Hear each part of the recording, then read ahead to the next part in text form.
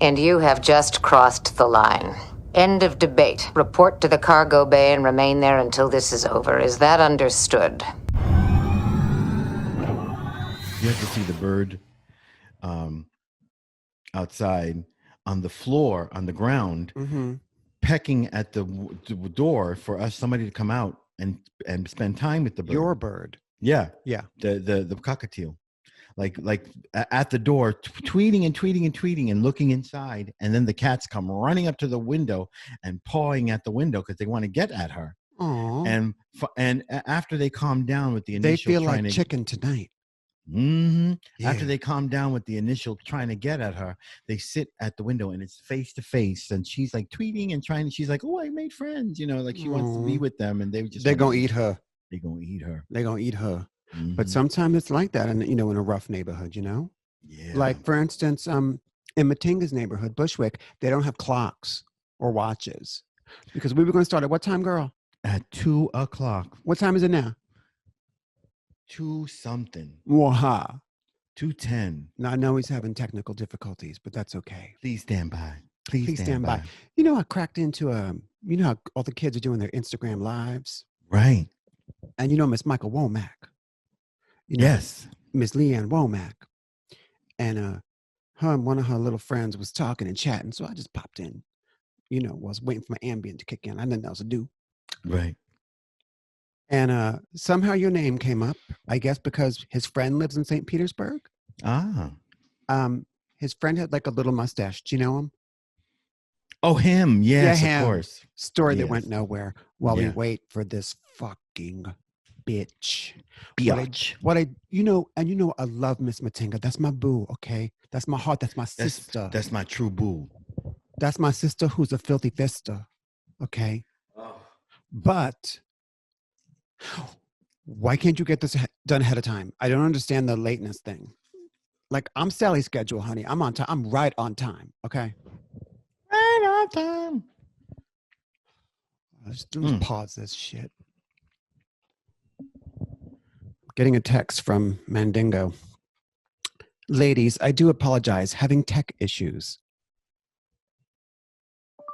Bitch, use the other laptop. If you're not using a microphone, it makes no difference. Laptop. All right, we'll see what happens. I don't understand and I can't comprehend, mommy. Bitch. Y un Puerto Rican thing. Sí, pero yo no sé. Y pero yo no importante. Looking at your watch, right? My watch, but by my iWatch, that's, and I'm reading the text you just sent her. Oh, right. I sent it in a group text. Oh, I guess I'm not quite up to speed. All right. Should I pause this bitch? Yeah, why not? Why make them suffer through this? Okay. What does her text say now? Just a minute. I'm turning on the other laptop. Just a minute. The thing about people that are late, it's a sort of a type of narcissism. It's an illness. It's saying that my time is my time and your time is shit. Is that what they're saying? That's what I heard on the internet. Well, it's more like alcoholism. It's like an illness. Like you wouldn't get angry with someone who's got cancer, would you? It depends what they do. They didn't do anything. They're just ill. Cancer can make people snatchy. Yeah, and if you're an asshole with cancer, you're still an asshole. You mean like Farrah Fawcett had? Yeah. Ooh. Cancer, that's hilarious. That's not. All right, I'm just going to pause it. Wait for this bitch. My God. What is it, like 4:00 now?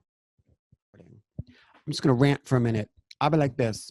If I ran that joint with Miss Matinga work, you ain't got no sense of time. You ain't got no sense of style. You ain't got no class.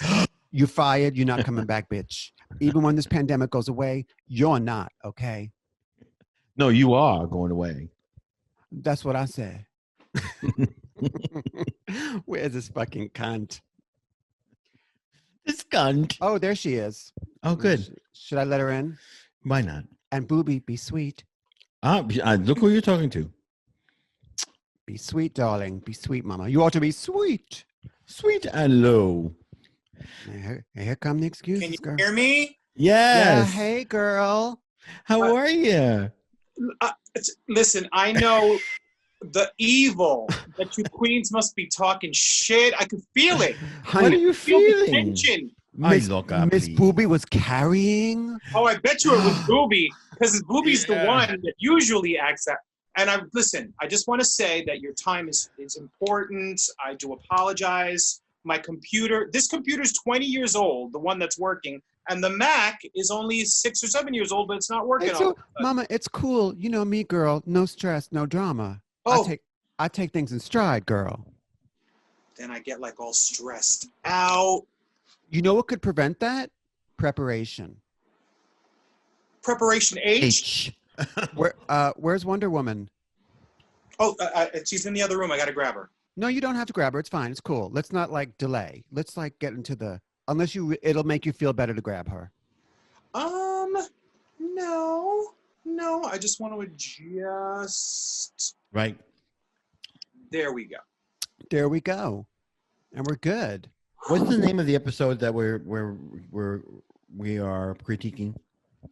Well, we are today doing Matinga's choice. The episode, I believe, is called Learning Curve. Is that right? Learning Matinga? Curve. That is correct.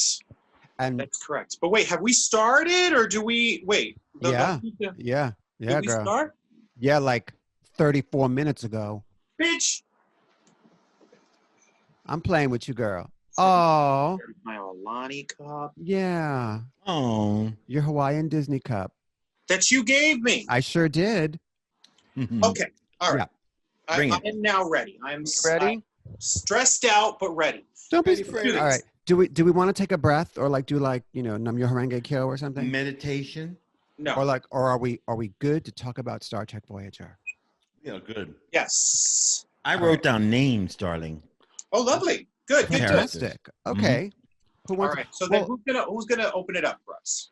Well, Mating, since this is your choice, this episode's your choice, why don't you kick it off Absolutely. in whatever way you see fit? Work it out, bitch. Work it. Okay, so I am ready with a big, tall glass of Raktajino for yet another installment of Fire Chakotay, a Voyager Star Trek podcast. Yes. On today's episode, we are going to finish up season 1 with the very last episode of this season called Learning Curve. And who are you? I am Miss Matinga. Oh, ensign on the Star Trek Voyager. Oh, I just feel confident in myself. Yeah, girl. She needs to go back to the lower decks, honey. Oh, I need some lower dick. Oh, yes. Okay. Well, you know what? Everything that Matinga said is true.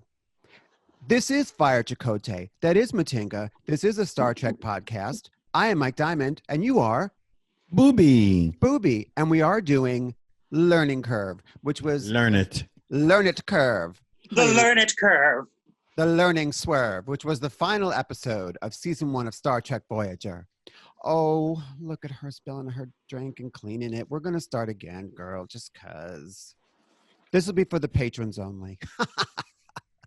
Oh my God! Do you change it very much What do you from the video to the podcast? Well, Or is it essentially the same? they're mostly the same. I will say that not the last one I finished yesterday. Oh, was it episode 2 or 3? One of the previous ones, I noticed that the video version for supporters was 7 minutes longer than the audio only. So I'm clearly leaving stuff in, like these like longer intros. Like maybe like some kiki ooh la la. Some kiki ooh la la, and then there's just a little bit. Like when you go in the audio thing, you kind of want to, if there's something that's visual only that the listener can't pick up on, I just take it out because it's just like dead air for them. So Right. it does make it a little bit shorter. That's some backstage business. Alrighty. I'll say. I feel like it's a say something glasses day. So you want to start again, Mama? I'm ready. Yeah. Are you sure, girl? You're right. Yes. That was a very tentative yes. I'm just sticky with coffee and it's a hot mess, but I'm fine. You Okay. look lovely. You look lovely, darling. Why don't we kick off this episode of Fire Chakotay with some Coke Zero ASMR. Let's see if this works. Did you hear it? We sure did. That was a big nothing, wasn't it? Sure was. Welcome, welcome, one and all, to another episode of Fire Chakotay, the fiercest Star Trek Voyager podcast in the galaxy. I am Mike Diamond, and here with me today are... This is Miss Matinga. And this is Booby.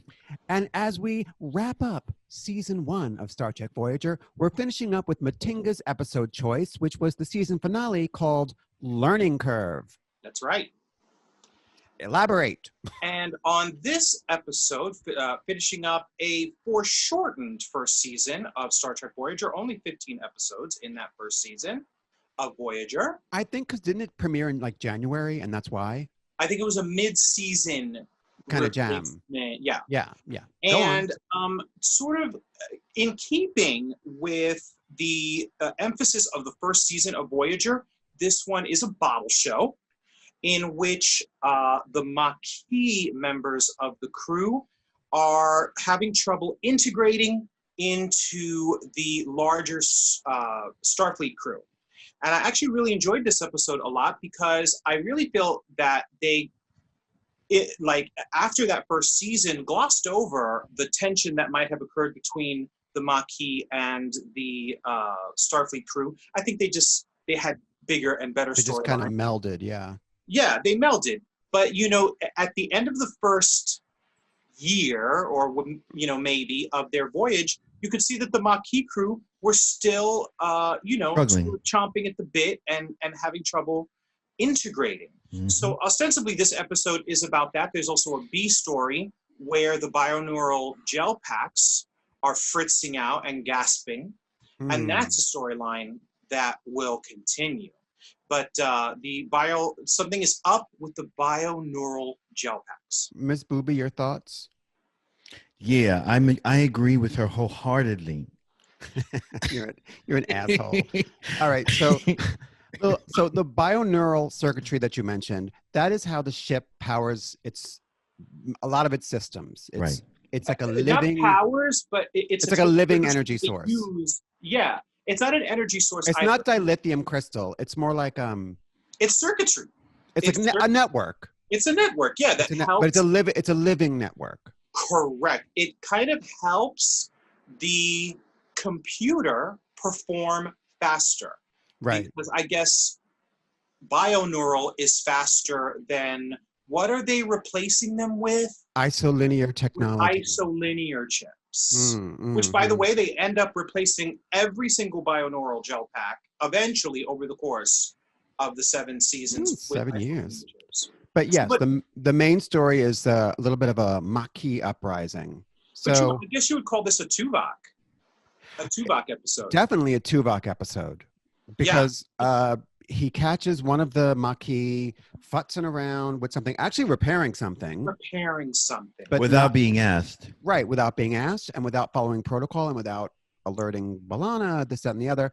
Which in itself isn't a bad thing, but then the crew member really came at Miss Dalby, right? Oh, it's for sure. What's his name? Dalby. I was in the area, saw a malfunctioning gel pack, and I fixed it. What's the problem? Your repair interrupted a number of ship's functions. That is the problem. I guess I'm used to doing things a little differently. On our ship, when something went wrong, you fixed it. I would remind you, Mr. Dalby, that you are no longer on a Maquis ship.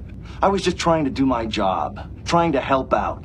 If that goes against Starfleet's almighty rules, then put me in the brig. Did you think he was cute, Booby? I thought he had some skin issues. Bad skin? From a 1 to 10, as far as looks go, a good strong 6.5. 6.5, 7. As far as masculinity, a full-on 9. A full-on 9. I bet you he had a full-on 9. I didn't find him all that masculine. I mean, I thought he was hot. There was something about his anger and the fact how he tried to stand up for the other Maquis. The young Maquis. The younger one, and Garen. the Bohemian. Garen. I was like, all right. He was assertive, And he did have, I don't want to say skin Assertive. issues, but maybe the replicator cannot like whoop up some La Mer exfoliant or whatever. Princess Borghese mud mask. Exactly, which is my stage name. You're telling me, right, that the replicator, if I said, could you just replicate me up a little macroderma abrasion kit, that it couldn't do it? I don't know. Maybe not, but I at think least it the could. doctor would be able to do something. I think, because the thing is, the replicators will replicate anything, but you must have The recipe. The recipe, right? The diagram or whatever. Yeah, the diagram. So if you have that, it should be, everybody's skin should be flawless. Girl, I'd be like, replicator, I'd like 12 cc's of Botox, please. Mm-hmm. You know what I mean? Yes. They also have those like dermal regenerator things. Right. They could work his skin out. Yeah. I will stick my whole face in a replicator, be like, I want Fraxel right now. Yeah. Yeah. Fraxel sounds like a cousin of Neelix, actually. Fraxel's a real thing. I know. It's What is Fraxel? Fraxel? Fraxel is that thing that it takes off the upper layer of the epidermis. Like a dermabrasion. And then you get really puffy and red for like a week. And then you are lovely. Back to Voyager. Back to Voyager. So Miss Tuvok's not having it with, skin condition guy. Dalby. And so he complains to Captain Janeway. And she's like, well, And to Robert Beltran and to Chakotay. And to Chakotay. Yeah. And so Captain Janeway's like, okay, Tuvok, well, you need to turn it out and be their drill sergeant, basically, and teach them the Starfleet ways. And Tuvok... that's what Tuvok's wife says to him, too. Okay, Tuvok. You got to turn it out. I need the drill sergeant, Tuvok. I need the drill sergeant tonight, my love. Honey, put me through my paces, bitch. So Tuvok's kind of gagging and thinks it should be Chakotay, because Chakotay was a Maquis. Right. But Janeway's like, no, they need to respect us. They already respect him. Right.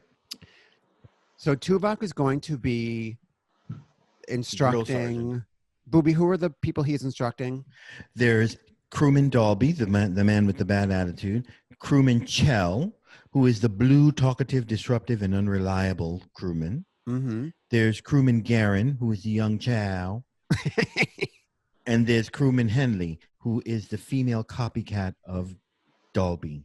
And who also was the only person to star in the Delta Quadrant remake of Alice Doesn't Live Here Anymore. As on Star Trek Voyager. Wow. Really? It's very early to bed. Ooh. But one thing I'll say about, what's her name? Miss Alice Doesn't Live Here? Miss Henley? Mm-hmm. Her headband is certainly festive. But not Federation approved. Crewman Henley, your headband is certainly festive. Thank you. However, it is in violation of regulations.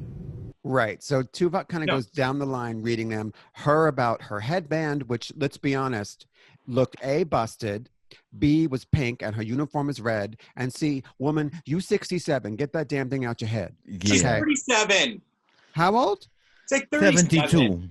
Well, she needs some of that exfoliant too, because she looked, okay. So just to clear it up, Tuvok assembles a bunch of Maquis that he thinks will Benefit from some extra training. But Chakotay picks them, right? Yes. No. Yeah. Or Tuvok says that he's the one that picked the shy young child. Okay. He Who also gets red for having a Bajoran earring in. Right. And why does he have to And take scuffed the boots. earring off, but Kira Nerys does not? Because that's Kira Nerys, honey. Who's Kira Nerys? From Deep Space Nine. We'll get to Nine. her. And also, if it's a religious affectation, Mhm. he should be allowed to use it. And he makes the blue bowling guy take off that chain, right? Right. Yes, but the Bajoran kid, that's a religious thing. So Tuvok is actually, he's a little too harsh on some of it. But if He's it's too not harsh. regulation, it ain't regulation, girl.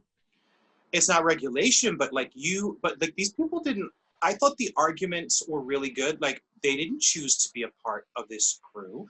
They didn't choose to be stranded in the Delta Quadrant. Yes, you have to have discipline, but you can't have discipline at all costs, discipline, because you're dealing with human beings as well. I actually thought that like, or humanoids really gave him good advice when Neelix was like, you need to bring it down a notch. need to bend. Right. Need to bend and not break. So he's being as Booby, as you pointed out in an earlier episode, he was an instructor at the academy for 16 years. Correct. Right. So he knows what he's doing, but these aren't Starfleet cadets or whatever you'd call them. Right. These are Maquis people. So they're really chafing at it. He makes the Bolian guy jog around. The doll, he gets in the young kid's face about not speaking up, and then Mr. Masculine kind of comes to his defense, and then they all storm out in a huff.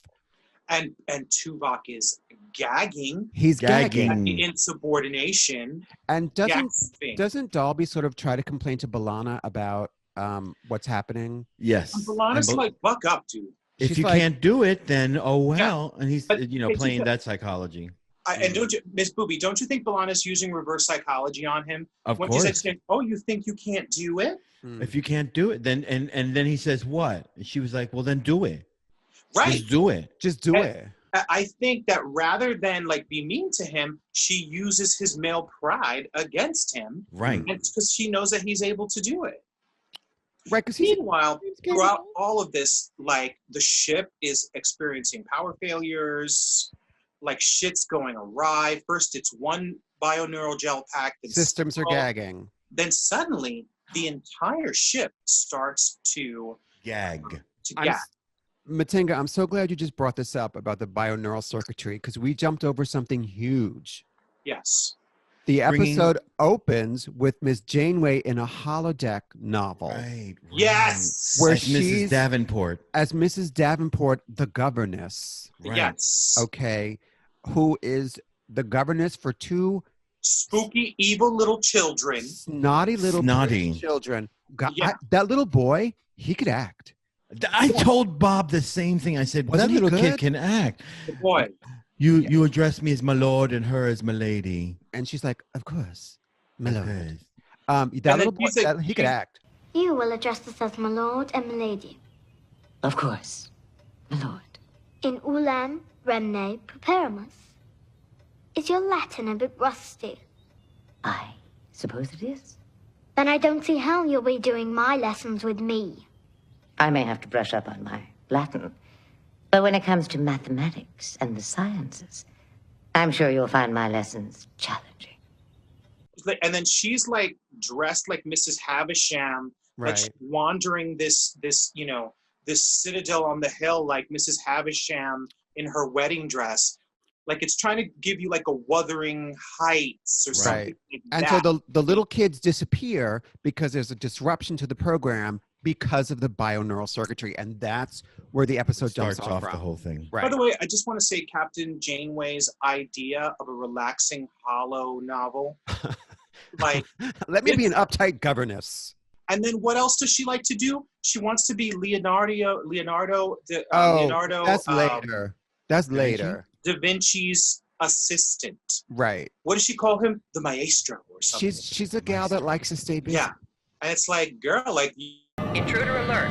Unauthorized launch in progress. Miss Booby's back. She was pulling a stunt. oh, really? Yeah. What sort of stunt? Booby, why don't you tell Matinga what kind of stunt you was pulling? Viewers, we had technical difficulties because my internet dropped because I'm not perfect, contrary to popular belief. Huh. She dropped her internet, but she can't drop it like it's hot. Miss Booby, what did you just do? You pulled a Diana Ross? Yes, I did. And What is that this what? thing? She's leaving the group? No, I got a new weave. I had changed my shirt. I just want to ask why. No, that's the same shirt you were wearing before. Yes, it is. Just because I wanted a new look. Because I told him to change it back. Otherwise, somebody watching this would be like, bloop, Booby's got a different shirt on for some reason. How'd that happen? Oh, Hold up. Okay. girl, I've been serving up like the same visual all week. Me in a pair of holy underwear, and that's it. Praise Jesus. Learn it. Stomping around my apartment like Sasquatch. All right, Sasquatch. So we were talking about. Well, we were about to get to where B'Elanna brings one of the gel packs to the doctor in holodeck and asks him to analyze it, the biological aspects of it. Because okay, she can figure out something technological. So let's do a little bridge from that part where it dropped to this. Ms. Janeway be carrying in that holodeck. Yes. Oh, that's right. Girl. That's right. As the governess Davenport. Follow novels ever. Right. So they're dealing with the bioneural circuitry problem, which they're trying to figure out, the doctor and Cass for some reason. And Tuvok is running these little Maquis people ragged. Right. Yes, making them do marathons on the ship, climb through Jeffries. And increasing the gravity, too, to make it harder. Gravity, which I could see that, like, you could either see, like, yo, he's messing with us. Like, he is intentionally trying to have us fail. Or you could actually kind of see it as, like, he's pushing them because he believes that they can do better and that they can be great. Right. And except for the fat blue Bolian, they all seem pretty fit. And well, the young kid couldn't keep up either. Which is weird because he's like 17 or something and very trim. And I noticed his arms as he was climbing the Jeffrey tubes. I was like, okay, little boy. She was a little bit thin. It's a little thin. But she had definition. Booty. And also those Bajoran are very religious. I'm like, if I'm gonna, you know, my sci-fi fantasy is that blue Bolian. Isn't some, you know, Bajoran Vedic trying to tell me that I ain't the one because I don't believe in the founders or whatever. Bajoras. The prophets. The prophets or whatever. He was cute though. He was cute little, you know. Yeah, cute little twink. And Chakotay, who's also a former Maquis, kind of gives the three of them or the four of them what for in the cafeteria. Oh, he gives them a knock in the noggin. They're sitting around complaining about we're not going to do this and we're not going to do that and blah, blah, blah, blah, blah. We're going to do it the Maquis way. And Chakotay's like, oh, for real? For real? There's the Starfleet way. And there's the Maquis way. And you want to do things the Maquis way? That's right. That's always worked for us.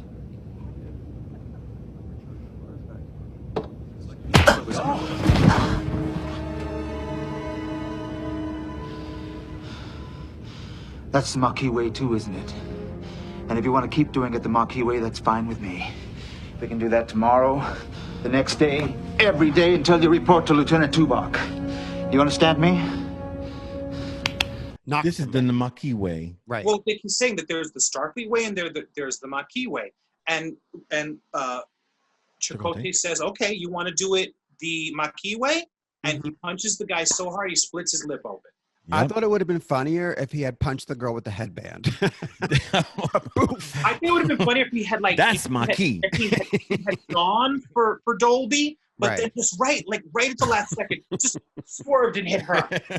That's the Maquis way right there. Her headband goes flying. Just goes flying. She never sees it again. But you know what? In that scene, you know what? Then Neelix starts wearing it. Like, nope, mine now. I'm sorry. You know what? It looks so cute on him. You know, if you look in that scene where Chakotay knocks the guy, look behind them. There's two really hot extras. Yep. Yes. Starfleet. There's I saw that. The red shirt guy and the blue shirt guy. And big. By the way, blue shirt has to be a doctor and red shirt has to be security. They're like super, super cute. And red shirt turns up later when he's having them run around the ship and he's like sitting down having coffee with somebody. Does this motherfucker do any work? No, clearly. Or just says sitting around looking pretty. Also, if you watch that scene one more time, watch Robert Beltran. So he doesn't have a lot of room. He does like a sideways. So he kind of like just goes like this and fakes it. And then the guy just like, he just kind of just touch, and the guy goes flying. Right. Exactly. Also in that like, scene. Hey, like from that little boop. Really?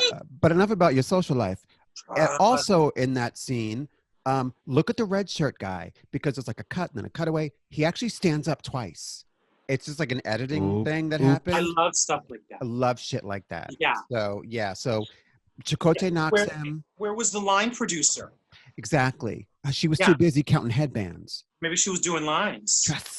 So Tuvok is being all super intense with them. Neelix says, yo, bitch, you got to chill. Right. It wasn't warm. You've got to bend. every day. Well, not to her. Not to us. Is that up a steep and very narrow stairway? Yeah. Past my ass like a metronome. You are a metronome. Past a steep and very narrow stairway. He fisted me so nice. He fisted me so nice. He fisted me so nice. And then out flew a gnome.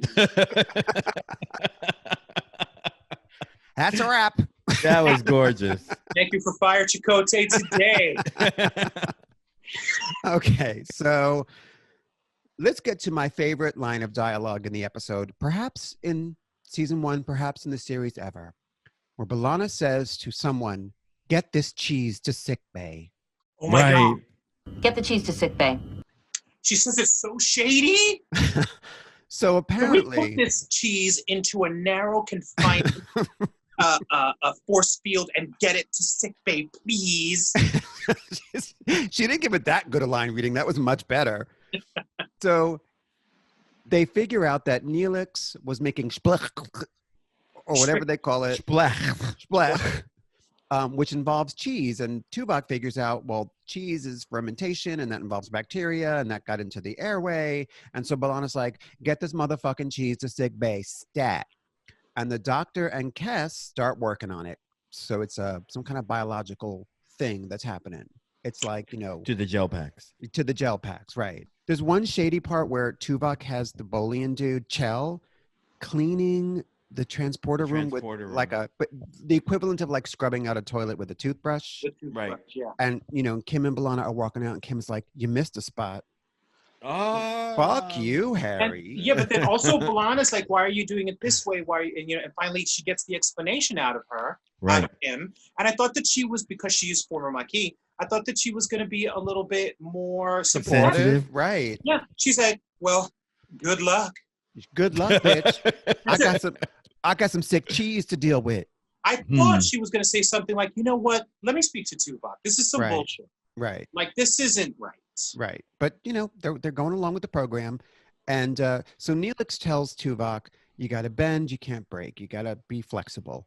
So Tuvok goes to the hollow deck to bond with Dalby, the dude, at Sandrine's over a game of billiards. At freaking Sandrine's. Yes. Yeah, which is a French bistro from a French bar from the 30s, 20s, 30s, maybe. But you want to gag. Sandrine herself, who was in an earlier episode and makes one more appearance. Do you know who plays her? Who is it? It's Judy Geeson, who played Joan Crawford's daughter in Berserk. The one that says, kill, kill, kill. Girl, that's her. Kill, kill, kill. That's all I've been inside me. No. Really? Gag, yeah.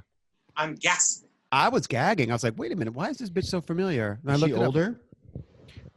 Well, she's older than us. I mean, she's older than in her role with Joan Crawford. I mean, way well, older. that was it. She was a teenager in the 60s. So now, I don't know what that would make her 70 or something. The 90s. But Sandrine isn't in this, but Tuvok and Dalby are shooting billiards. And Dalby gives a story about why he joined the Maquis. That's really fucking intense. I was angry at everybody and everything. Till a woman came along and taught me about love. 3 Cardassians raped her and smashed her skull. I joined the Maquis and tried to slaughter as many of them as I could find. And I was like, whoa, that was like a really intense moment. That was heavy I was not Voyager. expecting. Right. Yeah. Like sometimes Trek will give you like that. Like when Tasha Yar was talking about on Next Gen, the rape gangs on her planet. It's like sometimes they'll give you like a reality, a harsh dose of it. Yeah. Well, listen, it's not that stark and harsh shit doesn't go down in the Trek universe. Right. It's that Star Trek is bright and shiny and in control and trying to hold itself to a higher moral compass. But the rest of the universe is the rest of the universe. It's Klingons, Romulans, shady. It's kind of like how America is America, and we are far from perfect. We are not that shining city on the mountain anymore, but we're as close to it as you're going to get. But then you have places like... I don't know. Scandinavia seems kind of cool. Scandinavia, yeah, absolutely. But then you also have places like the Congo. Exactly. Or, or like Bushwick. Pakistan. Right, exactly. right. Or Bushwick. Bushwick is Or crazy, Bushwick, yo. honey. I would live in Scandinavia because I do like me some white means, but the winters there are like 10 months out of the year. So brutal, darling. And, at this point, I'm going to be some wretched ass, old ass American hag showing up there like, give me a job, find me a man. They don't want this. And keep me warm. In your womb. What's that noise? I'm going off the rails here. What is that? What, you hear that? The fire engine. Yeah, what is that? It's a fire engine outside. Oh, It's outside. It's outside my house. It makes me think of something exploding, like maybe in a cargo bay with Tuvok and some Maquis people. Ah, yes. Yeah. So So, bring us up to speed. How ironic. the doctor figures out that much like sweating out a sickness, if you heat the gel packs up, it might kill the underlying disease and cure the gel packs. But to do so, they must heat up the entire ship, which causes a fire in the cargo bay, something like that, right? And causes the crew to look all sweaty. Oh my God! Yo, Like Kess looked for you? Kess looked good. They are like She had a fro. And then he's like, I know, right? Oh my God!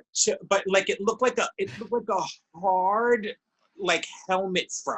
Yeah. Yeah, like a hard-boiled egg turned blonde. Mm-hmm. Like that. Yeah, and so and Janeway's gasping.